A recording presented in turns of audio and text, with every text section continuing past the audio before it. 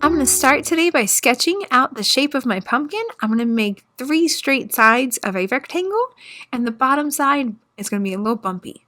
Straight down from the stem is going to be a polka dot towards the bottom of the paper, and on either side of the stem, another polka dot. I'm going to draw a curved line that goes from the polka dot on the side of the stem all the way to the bottom of my paper where the polka dot is. Then I'm going to do another line, but this time it's going to get a little bit bigger, always going from polka dot to polka dot, and then one line nice and big as my paper. That looks pretty good. Sketch it out. You want your pumpkin to be the biggest pumpkin in the pumpkin patch, so make sure you draw it as big as your paper. Do not start painting until you know that your pumpkin is as big as your paper.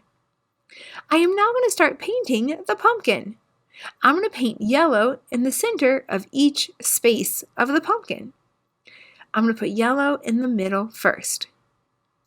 Use a little bit of water on your brush if your paint starts to dry out, and then carefully paint it in the same direction as the curved lines. We want to make sure we are painting in the same direction as the curved lines. Once you are done, you're going to wash your brush, and you're going to get some orange paint. And right next to the yellow, I'm going to paint orange. Always painting in a curved motion so it matches the shape of the pumpkin. I'm not going to mix the colors just yet. I'm just going to paint the orange right next to the yellow, filling all of the remaining space on the pumpkin with orange paint. Take your time. If your paint starts to dry out, go back and get more water. You know that your paint is drying out because you'll say to yourself, hey, I have paint on my brush. Why is none of it coming out? And that means you just need more water.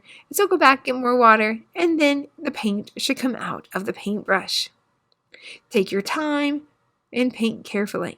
If some of the paint goes outside of the lines, that's okay. Next week, we will cut out the pumpkin and glue it onto our background. That looks pretty good. I'm almost finished. Couple more spots. Make sure you didn't miss anything. Go back and check your work. Now for the last step, I'm going to paint with water and no paint. So I'm just going to put water on my brush. That's it.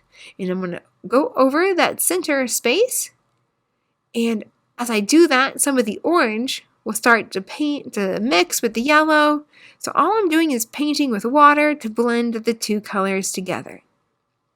A little bit of water should blend it together, and it creates the highlight for the spaces because each space is curved a little bit, so we want to make it look bumpy, and this will help create that effect.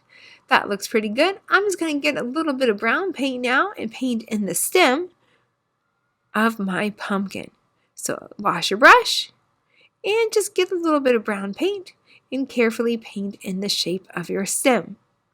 We will do the rest of the steps next time once the paint on the pumpkin has dried. Clean up your materials, put everything away, and you are finished for today.